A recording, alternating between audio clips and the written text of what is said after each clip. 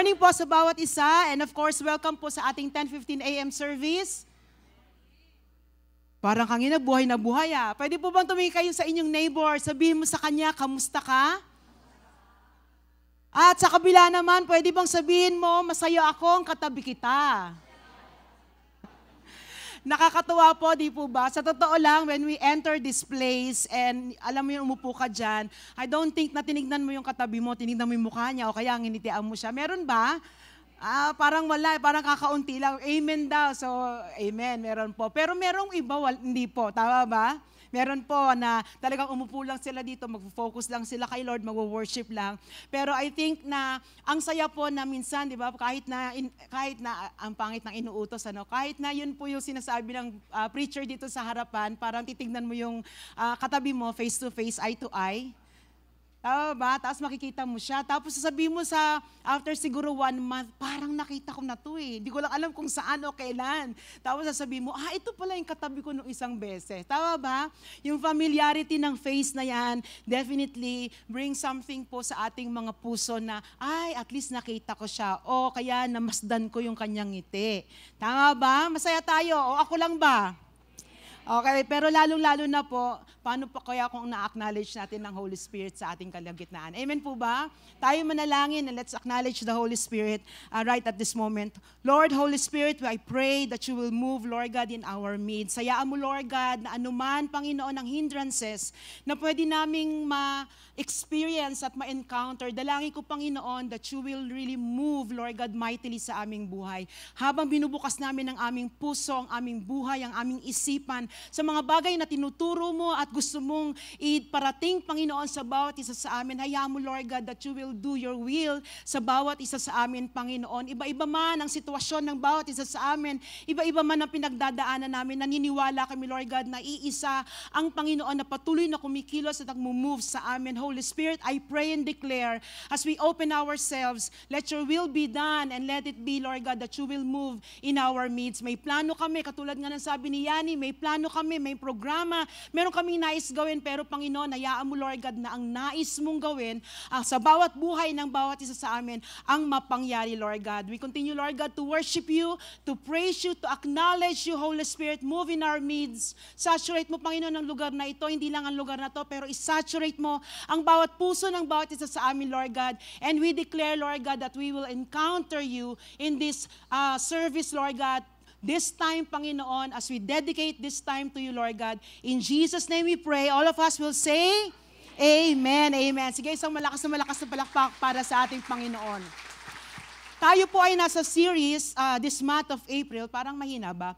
This month of April, ang title po is The Spirit-Filled Life. And naniniwala po tayo, of course, previous week, po, we already laid down kung ano po yung Spirit-Filled Church. Tama po ba ako? Kung ano ang itsura, kung ano po yung pag sinabi natin Spirit-Filled Church. And because of that lesson, definitely, natuto tayo, alam natin kung ano po yun. And we are believing that God is calling us to be a Spirit-Filled Church. Ang cornerstone ay tinatawag po ng Panginoon upang maging Spirit-filled church. And we had laid it down, we had already explained it to you. And if we are saying this, we will be definitely pursuing on this idea that a Spirit-filled church will be the result of its people living Spirit-filled lives. If we want a Spirit-filled church na talagang nagre-reflect ang kung paano naglilid ang Holy Spirit, paano siya nagmumove, yung working ng Holy Spirit, ang manifestation ng Holy Spirit, definitely ang bawat miyembro ng simbahan na ito, o ang bawat tao na sinasabi natin taga-cornerstone tayo, our life will definitely speak that our lives are being led by the Holy Spirit. Tama po ba ako? At ang resulta ng sinasabi nating Spirit-filled life definitely will be resulted to Spirit-filled church. And when we talk about Spirit-filled life, it means that we acknowledge yung pong important role ng Holy Spirit sa ating buhay ngayon, and at the same time, aware po tayo ng amazing ministry ng Holy Spirit sa atin, sa bawat isa sa atin, araw-araw ng buhay po natin. Of course, week 1, we discussed about the Holy Spirit and work of the of Christ, and then in week 2 about the divine disruptions and overcoming fear. Naniniwala po ako na yung purpose ng Panginoon o ng Holy Spirit kung bakit niya po diniscuss ang mga bagay na to, so that we will be prepared, we will be ready. Kung ano man ang ninanais natin, hindi nang gusto natin, pero ang gustong gawin ng Panginoong banal na Espiritu Santo sa ating kalagitnaan. And today we are on our week 3, and the title of today's message is Receiving the Baptism of the Holy Spirit. Sino po excited sa ating lesson ngayong umagang ito? Of course, gusto ko po magbigay ng illustration. Imagine po, sino po may mga kaibigan na mahal ninyo? Parang konti lang O sige, kaibigan na lang kahit hindi nyo mahal. Pwede po ba yan? Okay, may mga kaibigan kayo na mahal ninyo, and magbe-birthday na yung kaibigan nyo yun. And you know what? You are really planning something very extravagant para sa kanya. Alam nyo kung anong gusto niya, alam nyo expensive yung gusto niya, pero you really wanted to surprise her sa gift na ito. So pinag-ipunan nyo, pinlano nyo, ginawa nyo ang lahat ng mga bagay, ni-research nyo, and all of a sudden, nagulat din kayo sa sarili nyo because of your motivation, because of the desire na gusto nyo talagang i-surprise ang kaibigan nyo, nabili nyo ito.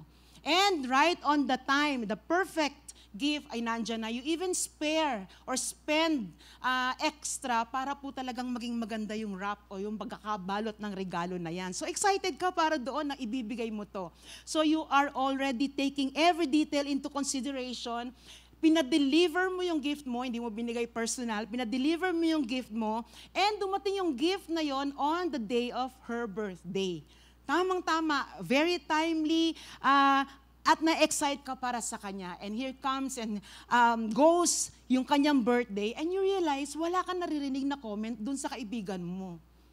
So sabi mo, paano nangyari? Titingnan ko nga, check ko nga, na-deliver. Na-deliver naman, pumirma pa siya. And at the same time, natanggap niya. Tama naman ang address. On the right date. Kaya lang walang sinasabi. So sabi mo, tatahimik na lang ako. Maghihintay ako, baka medyo nag-take time pa para dito sa gift na to. And then, finally, nakita mo siya isang araw, hindi ka na nakatiis. Tinanong mo, na-receive mo ba yung regalo na binigay ko sa'yo? All of a sudden, you found out na ito ay kanyang nakalimutan. Na-receive niya to, yes, pero nakalimutan niya to. And you know what, the worst part, na nilagay niya lang yung sa drawer niya. And ano tingin nyo ang ma-experience ninyo? Galit. Wag naman, disappointed lang po tayo. Tama ba ako? Wag tayo magalit. Disappointed tayo. Ano ba naman to? Pinagplanuhan ko, pinag-ipunan ko, binili ko, lahat ng effort nilagay ko. Hindi niya binuksan yung regalo ko. At the same time, itinago niya lang sa drawer. And you know what? He's missing a great part. A great thing doon po sa regalo na yon. And you would be disappointed. Definitely sasabihin mo, ano ba to? This story illustrates exactly what many in the body of Christ, tayong mga Kristiyano, have done with the gift of the Holy Spirit. Nasa atin, binigay sa atin, pinagplanuhan, may purpose kung bakit binigay. We received the gift and yet we did not open. It's just sitting on our drawer, whatever drawer it sits sa buhay po natin. I don't want to use disappointed ang Panginoon sa kanyang pagbibigay ng regalo, pero hindi po siya masaya pagka sinabi natin, kinalimutan natin yung regalo na yon. O kaya po hindi natin binuksan ang regalo na yon. Hindi siya matutuwa. And you know what? Hindi lang siya matutuwa, malulungkot din siya because we are missing out on something great. That gift is something na talagang meron po na ma-unfolds about isa sa atin when we open and we have an open heart para po tanggapin at patuloy na appreciate, gamitin yung regalo na yon. So we will learn about receiving the baptism of the Holy Spirit. And last week we discussed one of the many possible reasons why we might ignore the gift of the Holy Spirit or kaya forgot the gift of the Holy Spirit. Of course, yung fear. Ang dami pong klase ng fear. 4 po yung diniscuss ko sa San Jose del Monte, Bulacan. Pero sabi ko, usually ito yung mga reasons. Hindi lang po yun. Sometimes we have a wrong doctrine. O kaya meron tayong hindi tamang knowledge with regards to the receiving of the Holy Spirit. Or sometimes we are ignorant. That's why hindi natin talaga na ma-maximize o nagagamit talaga yung regalo na yun sa atin ng Father, which is the Holy Spirit. Tama po ba ako? So ngayon, I believe that this series, nabigyan tayo ng solusyon, mga possible reasons na yan para talaga mas matuto pa tayo, ma-deep ma-deepen pa natin ng knowledge natin, especially ngayon po that we are encouraged to receive the baptism of the Holy Spirit. In line with that, marami po tayong scriptures na babasahin, ipapakita po natin, pero of course, we're emphasizing things po dito, so bear with us, bear with me, and let us look first the record of the 4 Gospels. Ano po yung 4 Gospels? Very good children. Of course, sabi po dito, first, yung record po ng 4 Gospels about the encounter of John the Baptist and Jesus. Ano pong sinasabi dito sa topic na to, of course, regarding our topic, receiving the power or the baptism of the Holy Spirit. Let us read the following scripture. Sabi po dito, Matthew 3:11, I indeed baptize you with water unto repentance, but he who is coming after me is mightier than I, whose sandals I am not worthy to carry. He will baptize you with the Holy Spirit and fire. Mark 1:8, I indeed baptize you with water, but he will baptize you with the Holy Spirit. Luke 3:16, of course, si John the Baptist po nagsasalita dito. John answered, saying to all, I indeed baptize you with water, but one mightier than I is coming, whose sandals strap I am not worthy to loose. He will baptize you with the Holy Spirit and fire. John 1:33, I did not know him, but he who sent me to baptize with water said to me, upon whom you see the Spirit descending and remaining on him, this is he who baptizes with the Holy Spirit. Alam po natin that pag may harmony po o na-harmonize po yung isang account sa 4 Gospels, napaka-importante po nito para hindi nila ma-miss. Kaya po lahat ng account nandoon or kaya nakakwento po siya o sinasabi po siya. Pero bukod po doon, sinasabi po dito that these Gospel writers clearly says that Jesus is the one who will baptize with the Holy Spirit. Remember the first lesson that we discussed, ewan ko po kung naalala nyo, pero gusto ko pong ipaalala. Ang isa po sa tricky scripture na ating pong diniscuss nung time na yon that we give a snapshot ng teachings po ni Jesus Christ about the pre-resurrection and the post-resurrection and the pre-Pentecost during the time is John 20:19-23. And sabi po doon, one of the 4 things highlighted dito po sa isang key scripture na ito, it is when Jesus came and stood among them, and in verse 22, sabi niya po dito, with that, He breathed on them and said, of course yung them, sinasabi po yun ng some apostles or disciples, and with that, He breathed on them and said, receive the Holy Spirit. Nung time po na ito, when Jesus breathed on the disciple, He is imparting the Holy Spirit before the day of Pentecost arrives. And it means that the door between Jesus' ministry at saka yung Holy Spirit ministry is widely open because si Jesus po ang baptizer ng Holy Spirit. Gusto ko pong talagang i-lay down na importanteng foundation yan because He is the one baptizing us with the Holy Spirit. And malinaw po tayo dito because as he said, Jesus is the baptizer of the Holy Spirit. Now, with our study today, we will answer the question, when will Jesus baptize us with the Holy Spirit o paano kaya si Jesus ibabaptize ang bawat isa sa atin with the Holy Spirit. So let us proceed to the laying down of the foundation. In Acts 1:4-5 na kung saan nangyari po ito, 40 days na si Jesus ay nag-a-appear sa mga maraming tao po, sa mga disciples and apostles, sabi po dito, after His resurrection, before He ascended to heaven, binigyan niya po ng instruction. Sabi niyo nga po instruction. Instruction ang kanyang apostles at mga disciples. Acts 1:4-5. On one occasion, while He was eating with them, He gave them this command, do not leave Jerusalem, but wait for the gift my Father promised, which you have heard me speak about. For John baptized with water, but in a few days you will be baptized with the Holy Spirit. So hindi lang pala sa gospel sinabi yun, even dito po sa Acts, sinabi po that in few days you will be baptized with the Holy Spirit. Ang instruction po niya sa kanila not to depart from Jerusalem o kaya not to leave Jerusalem. Nung time na yon, anong sana sabi niya? Maghintay kayo dyan. Wait. Saan? The promise of the Father. Yung pinangako sa inyo.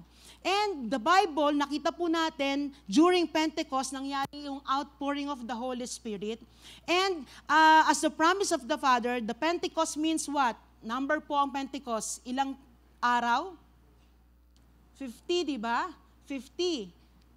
Pentecost means 50. And during time na sinasabi ko po dito, 40 days nag-roam around bago i-ascend po si Jesus o mag-ascend si Jesus papuntang heaven. 10 days pa po, ibig sabihin, ang in-stay ng mga disciples at apostle para po hintayin yung pangako ng Diyos sa kanila. So if Acts 1:4-5 was instructed on the 40th day, meaning 10 days po silang naghintay sa gift na pinangako ng Diyos sa kanila. Sa palagay niyo po, anong ginawa ng mga apostles, ng mga disciples? Anong ginawa nila? Nag-Netflix? Coffee fellowship? O kaya nag-movie marathon? Total, 10 days lang naman, madali lang to, kayang-kaya natin to. Hindi po. Hindi po ba? They are in desperation, they are praying, they are fasting.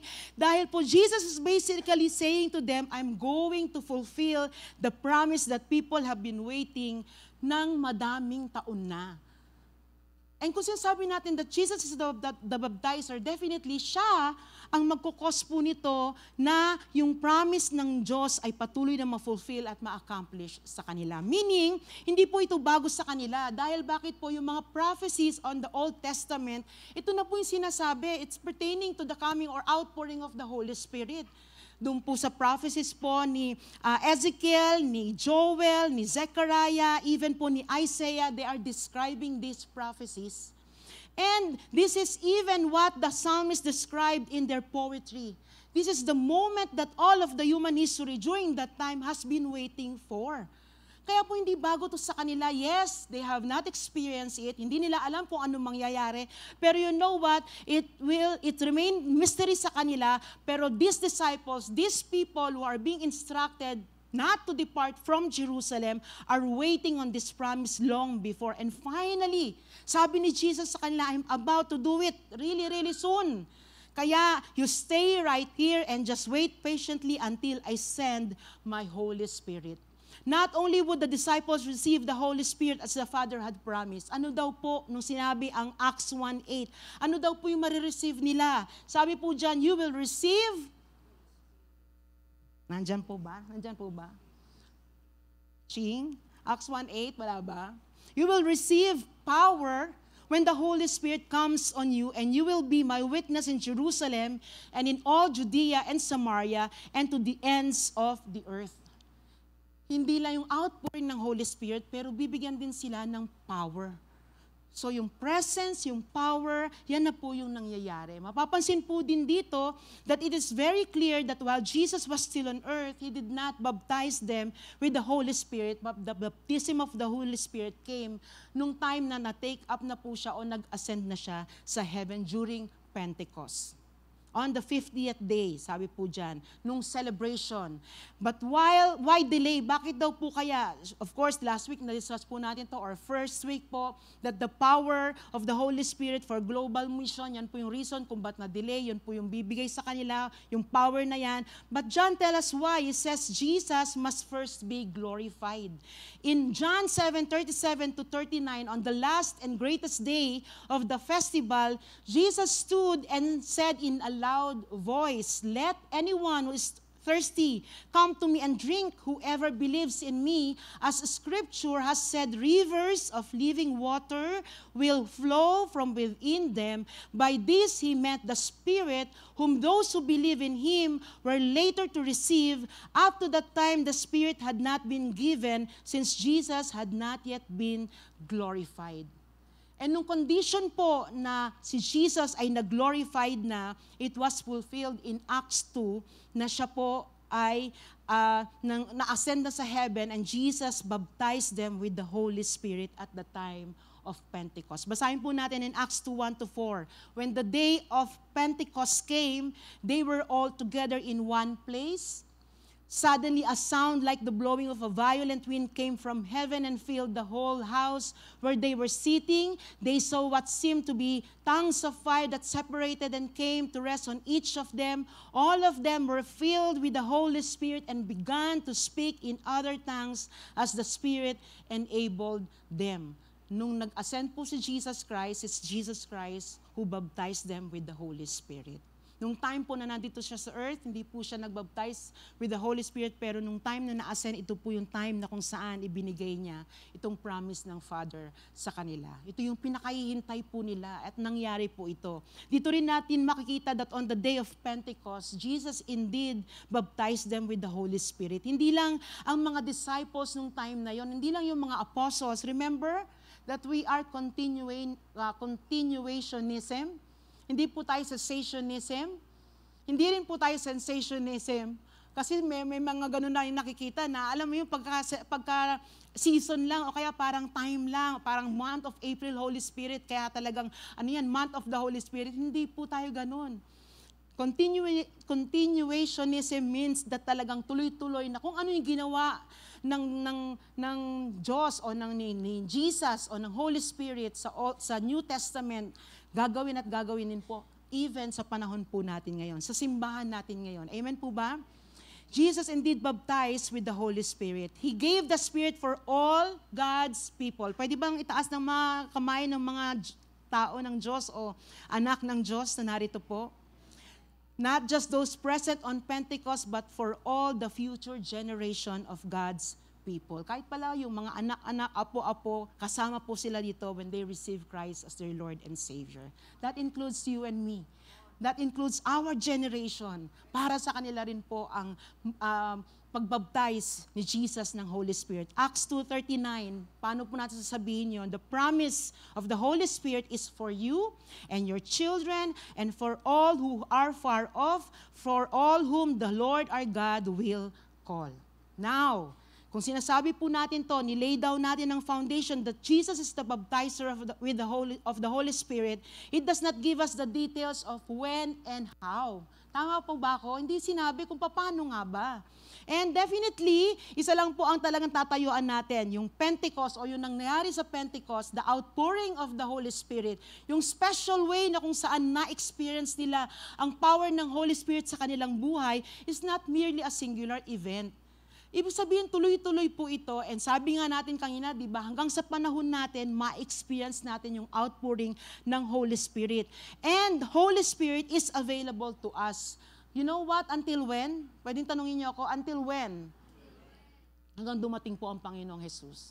O kung mamatay na po tayo, yun siguro yung ma-stop. Pero definitely, hanggang dumating ang Panginoong Jesucristo, the Holy Spirit is definitely available for us. Here are the steps in receiving the baptism of the Holy Spirit. Number 1, you have to be born again. Sino ang tumanggap na sa Panginoong Jesucristo? And for others po na narito that you are not yet sure that you receive the Jesus into your life, it's just, alam mo yun, i-exercise mo lang yung pananampalataya mo that Jesus is your Lord and your Savior. I-accept mo siya sa iyong buhay, papasukin mo siya sa iyong puso, and just confess that He is your Lord and your Savior. Ganun lang pong kadali. Of course, kasama ang pananampalataya mo. Hindi yung parang, tanggap ko na, tapos na, okay na. O di ibig sabihin, born again na ako. Hindi po ganun. Alam ng Panginoon yung sincerity ng ating puso. Amen po ba? Alam ng Panginoon kung siya ay talagang tinanggap mo at pinapasok mo sa iyong buhay, sa iyong isip at sa iyong puso. And that is the time na kung saan sasabihin ni Lord, choosy pa ba ako? Di pasok na talaga ako sa buhay mo. Pero kung ganun lang, kung by just mere confession of your mouth at wala po sa puso natin, alam din po ng Panginoon yan. You have to be born again. In Acts 8, we see Philip preach the gospel in Samaria, where vast crowds believe in Jesus and are born again. Once they are born again, the apostle in Jerusalem sent Peter and John to go there and baptize these new believers in the Holy Spirit. Basahin po natin, Acts 8:14-17. When the apostles in Jerusalem heard that Samaria had accepted the word of God, ibig sabihin, they have accepted, hindi lang yung word, pero yung truth doon sa salita na yon, they have accepted Jesus as their Lord and Savior. Sabi po dito, they sent Peter and John to Samaria. When they arrived there, they prayed for the new believers there that they might receive the Holy Spirit. That they might, And because the Holy Spirit had not yet come on any of them, they had simply been baptized in the name of the Lord Jesus. Then Peter and John placed their hands on them and they received the Holy Spirit. So meaning, nung time po na na-receive nila ang Panginoong Heso Kristo bilang Diyos tagapagligtas nila, Peter and John came para po ilay ang hands nila, para po bakit? Mabaptize naman sila sa Holy Spirit. And they did. Dito po sa ating binasa. These people didn't receive the baptism of the Holy Spirit nung sila ay naging born again. Malinaw po yan. And they got born again first, and only after that, na-receive nila ang baptism ng Holy Spirit through Peter and John by laying their hands sa kanila. We can see from this, that scripture, that salvation in Holy Spirit, baptism o yung baptism ng Holy Spirit at saka salvation po ng bawat isa sa atin ay distinctly different from one another. Hindi po porket tayo ay naging born again o tinanggap natin ang Panginoon bilang Diyos sa tagapagligtas, automatic na rin po na tayo ay baptized ng Holy Spirit. Magkaiba po yun. Okay po ba? Malinaw po? Children, tayo po nagtuturo dito. Dahil po ito ang nais ng Holy Spirit, maintindihan talaga po natin ang mga bagay na ito.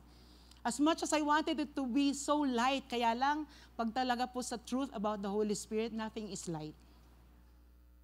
Nothing is light. And all we have to do is to have an open heart para po dito sa mga bagay na tinuturo, hindi po ako, pero siya, sa bawat isa po sa atin. Just because someone gets saved doesn't mean that they are automatically baptized in the Holy Spirit.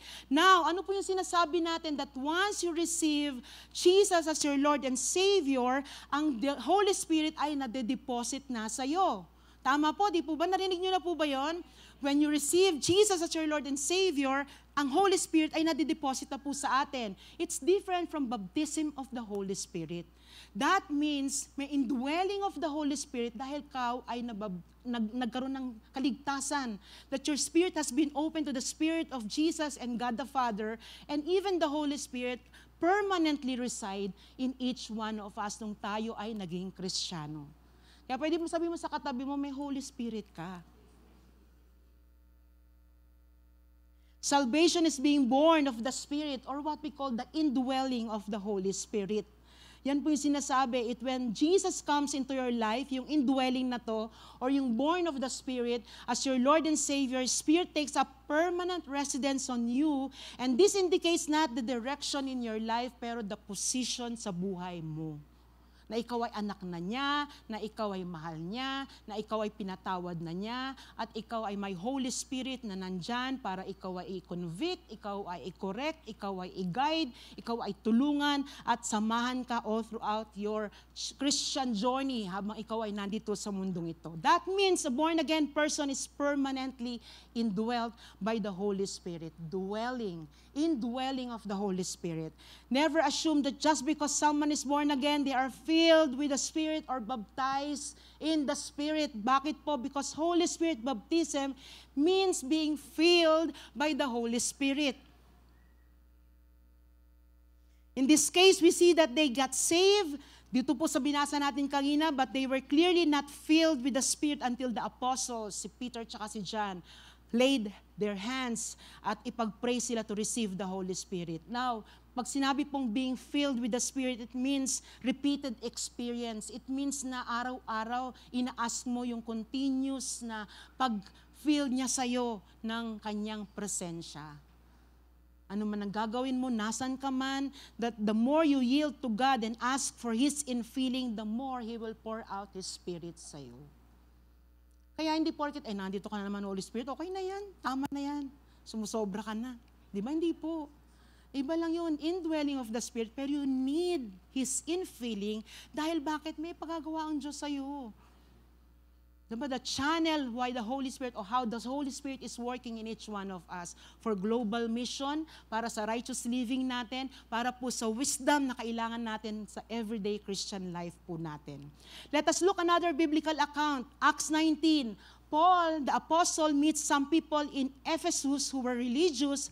However, hindi po sila born again or never po nilang na-receive ang Holy Spirit. Paul knew that before they could be baptized in the Holy Spirit, they had to get saved first. Basahin po natin Acts 19, 1-6. While Apollos was at Corinth, Paul took the road through the interior and arrived at Ephesus. There he found some disciples and asked them, "Did you receive the Holy Spirit when you believed?" They answered, "No, we have not even heard that there is a Holy Spirit." So Paul asked, "Then what baptism did you receive?" Anong sinabi po niyo dito? John's baptism, si John the Baptist. Yun yung na-receive nila. And they replied, Paul said, John's baptism was a baptism of repentance. Pero sabi dito, he told the people to believe in one coming after him, after John the Baptist, which is Jesus Christ. On hearing this, they were baptized in the name of the Lord Jesus. When Paul placed his hands on them, the Holy Spirit came on them, and they spoke in tongues and prophesied. So ito yung time na kung saan sila ay na-fill in ng Holy Spirit. Paul spoke to them as though it were normal for everyone who believes in Jesus to also receive the baptism of the Holy Spirit. Kung meron ganito po tayo mga accounts sa Bible o mga scripture na nababasa po natin, and let us apply this sa ating buhay, why is it na tayo ay born again and we receive the baptism in the name of the Lord Jesus Christ? Why is it na hindi tayo baptized ng Holy Spirit? Mukhang normal, mukhang nangyayari. Ito yung nakalagay dito. Di ba? Baka something is wrong or there is something po sa atin kung hindi po natin ba alam ito or hindi po talaga tayo aware about this. Now we're aware, let us ask ourselves, did you receive the Holy Spirit? Nung una po sabi ko, di po ba, we always, or tagi po natin sasabihin, I receive Jesus as my Lord and Savior. Kailan kaya natin sasabihin, I receive the Holy Spirit as my sanctifier? O di po ba? Kasi if we are saying that this is the normal pattern o kaya ito yung nangyayari, why not also desire this thing na mangyari sa ating mga buhay? I'm not saying this is standard. Hindi ko sinasabing required na pag kayo ay nagkaroon na ng salvation, na na-receive nyo na ang Diyos, ang Panginoong Jesucristo sa inyong buhay, kinakailangan mabaptize kayo. Wala pong ganun. Because you can patiently wait and ask for the Holy Spirit, seek ang kanya pong presence sa inyong buhay until the time that He will see you are ready at hayaan mong mag-move at patuloy na punuin ka ng kanyang presensya sa ng iyong buhay. This is what we see happen. Once they believe in Jesus, Paul then laid his hands on them and they were baptized with the Holy Spirit. Ang question, possible daw po ba to receive the Holy Spirit at the very same moment a person gets saved? Kung sinasabi po dito na natanggap nila ang Panginoong Diyos o Panginoong Jesucristo bilang Diyos sa tagapagligtas, may dumating na mga disciples upang i-lay down ang kanilang kamay upang i-receive nila ang baptism of the Holy Spirit, possible daw po kaya that at same moment a person gets saved ay marireceive niya rin ang baptism of the Holy Spirit? The answer, sabi po dito, yes, it is. And we have a great example sa Acts 10. Ito po yung time na kung saan in-invite si Peter na mag-preach ng gospel sa bahay ni Cornelius. He and all his relatives were devout, religious people. Hindi po sila nakakarinig pa ng gospel or received Jesus. Pero Peter goes to their house and preach the gospel. Tingnan po natin kung anong nangyari. Acts 10:44-47. While Peter was still speaking these words, the Holy Spirit came on all who heard the message. The circumcised believers who had come with Peter were astonished that the gift of the Holy Spirit had been poured out even on Gentiles. For they heard them speaking in tongues and praising God. Then Peter said, surely no one can stand in the way of their being baptized with water. They have received the Holy Spirit just as we have. Notice po natin dito that they were listening. The Holy Spirit was poured out on them. And definitely, una muna ang salvation. That they have an open heart na ang Panginoong Jesucristo ay Diyos at tagapagligtas ng buhay ko. And right there and then, simultaneously, the Holy Spirit poured out His Spirit sa kanila. So possible po pala. And pag tinanong niyo po ako kung bakit kaya hindi yung iba, hindi, o bakit kaya ako hindi naman nangyari sa akin yan, of course, kay Holy Spirit niyo po tanongin. Tama po ba? Kasi sometimes ganun ang Holy Spirit He works in unique and, di ba, since higher and mas mataas, mas malalim ang kanila pong plano para sa atin, it's their way para po sa atin. Pero possible po. Nasa Bible po yan, nandyan po. What we learn from this clear biblical example is firstly, a person has to be born again before they can be baptized in the Holy Spirit. Secondly, sabi po dito that the baptism of the Holy Spirit can happen as people get saved, but sometimes doesn't, and therefore people still need to be baptized in the Holy Spirit after they get saved. You need to be baptized by the Holy Spirit, pero you have to desire for it. There's no pressure. Hindi siya requirement, pero kailangan i-desire po natin. Kasi minsan may mga tao po, may mga Kristiyano po na, hindi naman pala required. Hindi naman pala talaga standard. O kaya talagang, alam mo yun, dapat. Hindi pala dapat. Pero you know what? Kailangan din i-desire po natin. That when we receive the baptism of the Holy Spirit, from here, the salvation of Christ, dapat mapunta rin po tayo dito so that we can experience the fullness of the Holy Spirit sa buhay po natin. It's available. Sayang po. Para po yun yung regalo kanina na ang ganda-ganda, baka nga iPhone yan, baka kung ano pa yan, di ba na napakaganda, sayang. Diamond, o kung ano man po yung nasa isip din nyo, sayang at hindi natin bubuksan at hindi natin i-maximize yung gift na binigay po sa atin. That's just how the Holy Spirit works. The good news is that if you are born again, sino po ulit ang born again? And haven't received the Holy Spirit yet, you most certainly can, and you are very close to receiving Him. Candidate ka to be baptized by the Holy Spirit. Amen? Number 2, build your faith to receive the Holy Spirit. Kung meron kang pananampalataya na ikaw ay pinatawad ng Panginoong Hesukristo sa iyong kasalanan nung humingi ka ng tawad sa Kanya, at nararamdaman mo ngayon by faith ang Kanyang pagmamahal, o kaya yung pag-upo mong simple sa upuan na yan, pag umupo ako, hindi ako nito itutumba.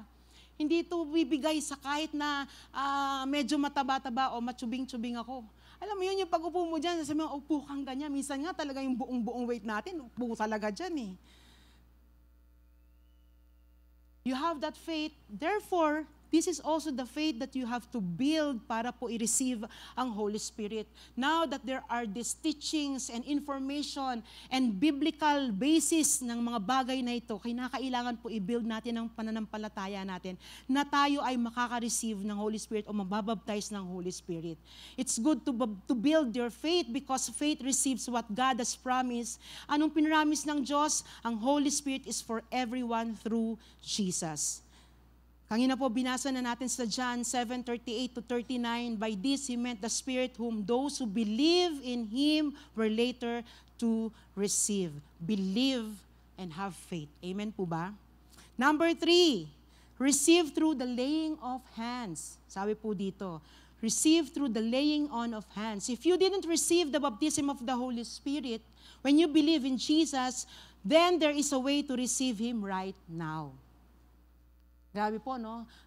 When we are discussing about this ni Pastor Raymond, sabi ko, alam mo yung fear, one of the fear last week is that when you pray to the Holy Spirit and nothing happens. Ano yun? Pag nag-pray ako, tapos walang nangyari, nakakaya naman, di ba? Parang na-fail ako. Tama po ba ako? Oh, that's one fear. Pero sabi doon, di ba, get past of the fear o yung fear na yan, kailangan malagpasan mo yan para ikaw ay makasuong at patuloy na ma-experience mo o ma-explore mo yung gusto ng Holy Spirit na maranasan mo. Believe who are baptized in the Holy Spirit can lay their hands on you and baptize you in the Holy Spirit. These are the people who are Spirit-filled, who are also baptized in the Holy Spirit, who has experienced the outpouring of the Holy Spirit. They can lay their hands on you. And sabi po dito, this is the impartation and transference of the Spirit to people.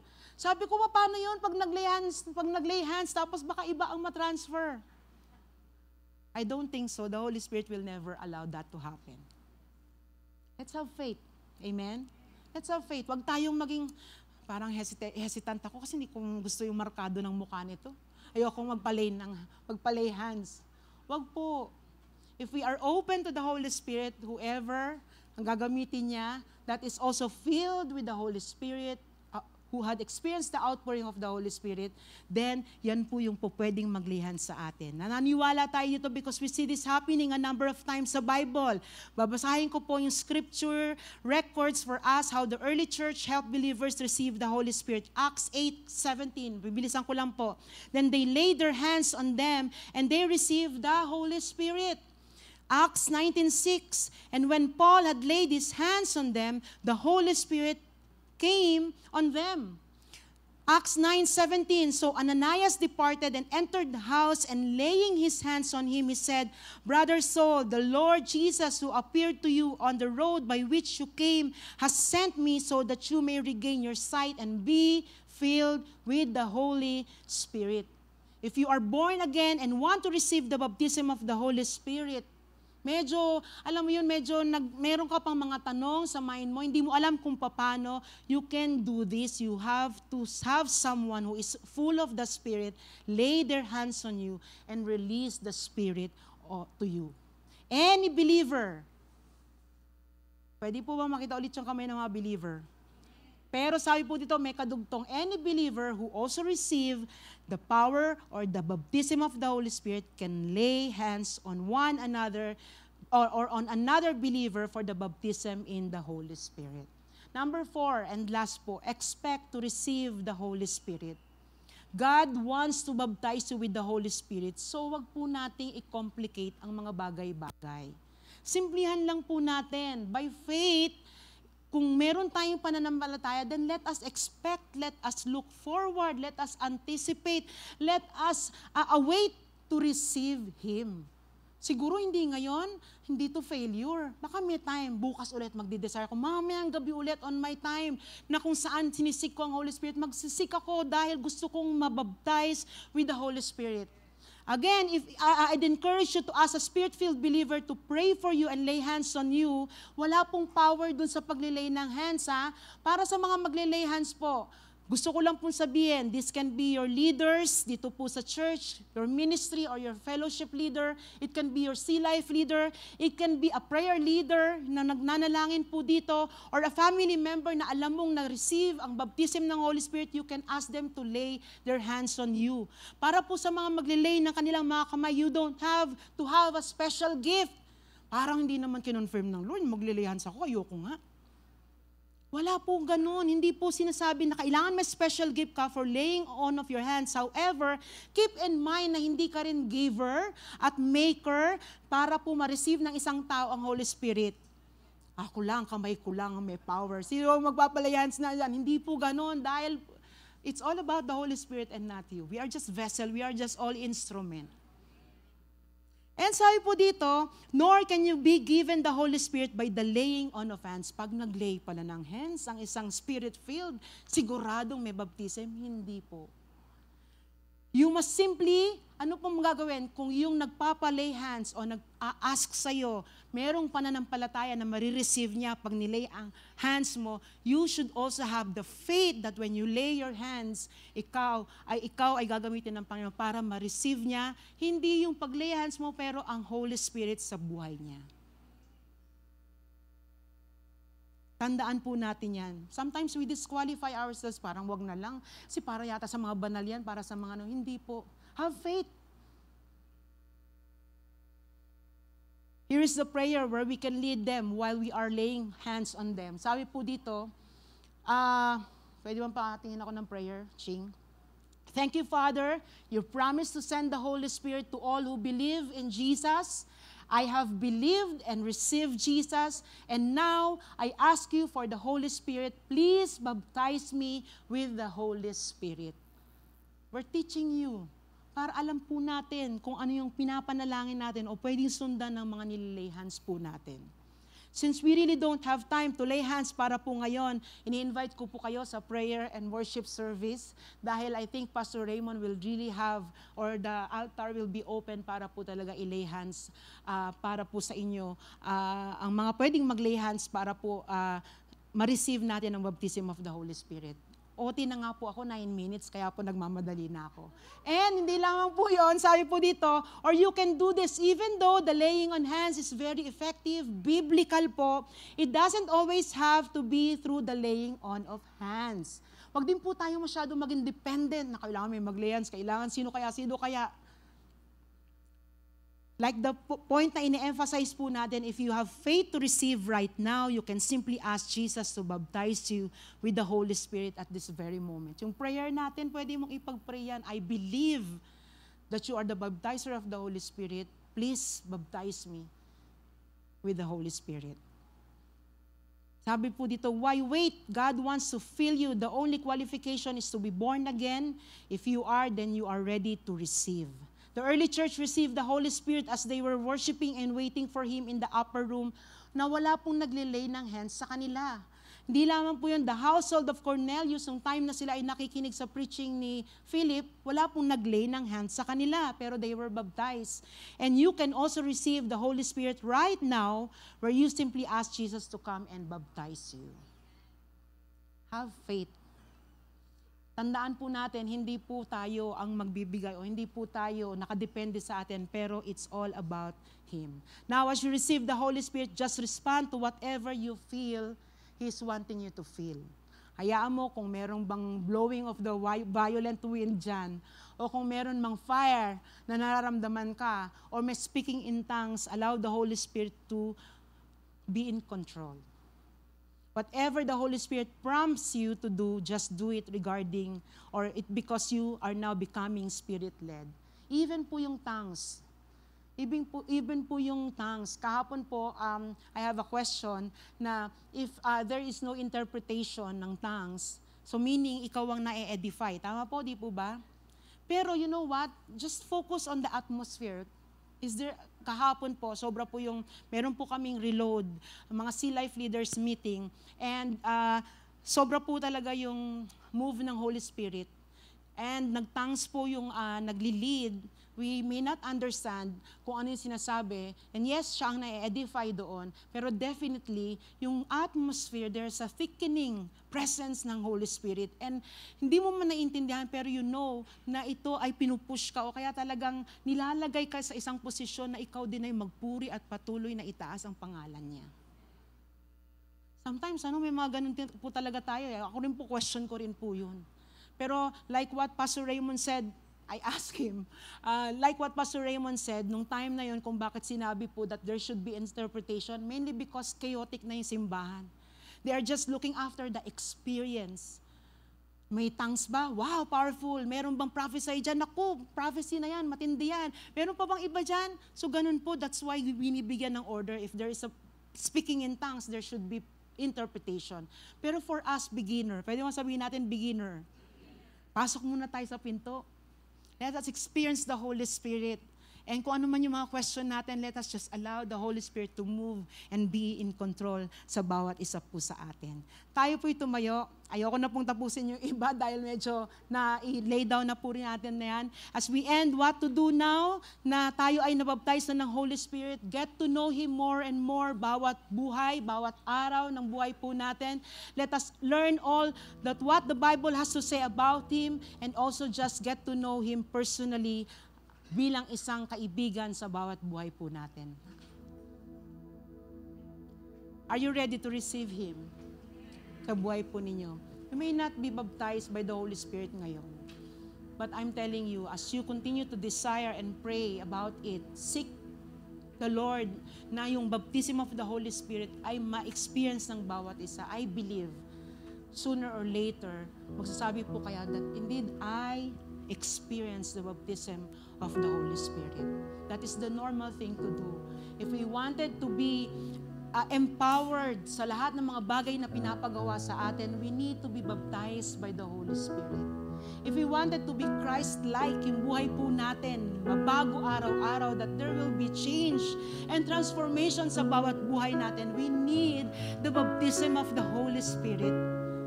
At kung kinakailangan natin ng guidance, ng wisdom sa bawat araw na dumarating sa atin, anong desisyon ang gagawin ko? Ano kaya ang pipiliin ko? Ano yung mga bagay na kailangan kong gawin? It's the Holy Spirit. You need the baptism of the Holy Spirit.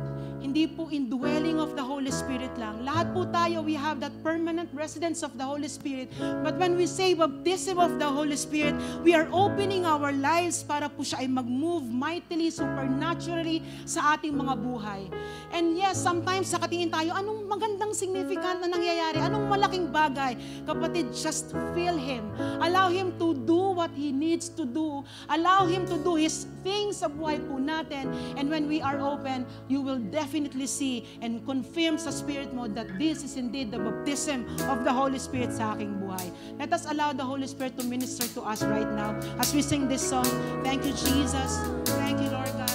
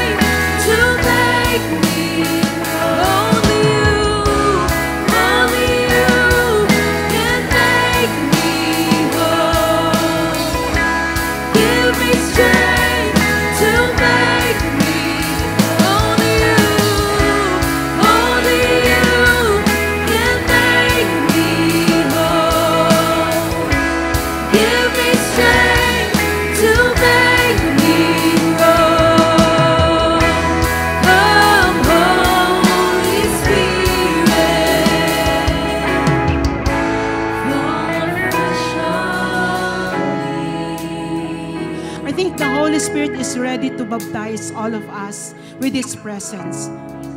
Gusto niyang maranasan natin yung outpouring ng kanyang presensya sa bawat buhay natin. We may not know the difference kung ano yung presensya o ano yung experience na to, pero He wanted to work mightily or to outpour His Spirit sa bawat isa po sa atin. Ang tanong, kapatid, are you ready sa Kanya? Kasi kung hindi po tayo ready, nandyan lang po siya at maghihintay lang po siya until the time that we are ready and open our hearts para po sa kanyang move.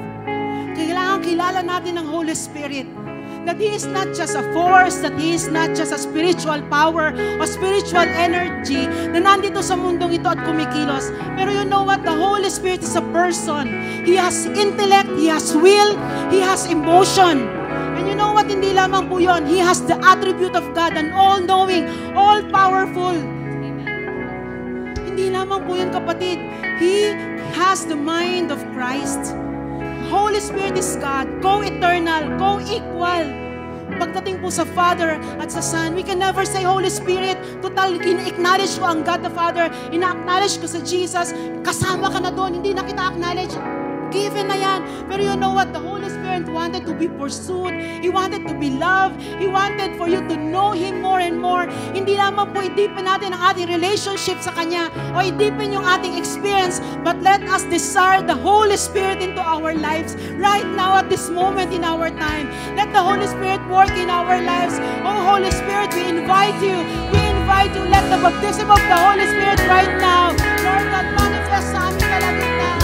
Pour it out, Lord. Pour it out, Holy Spirit. Holy Spirit, saturate each one of us. Move in our midst. Pour it out, saturate,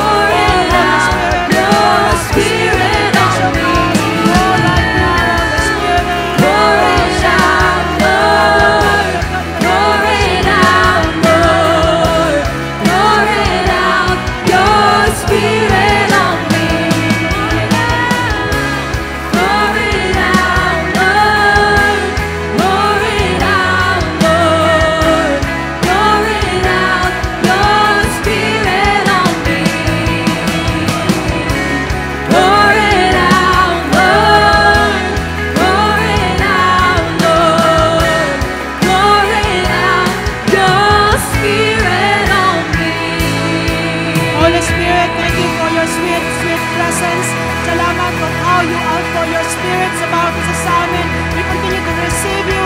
We continue, Lord God, to lift you, Panginoon. Salamat, Lord God.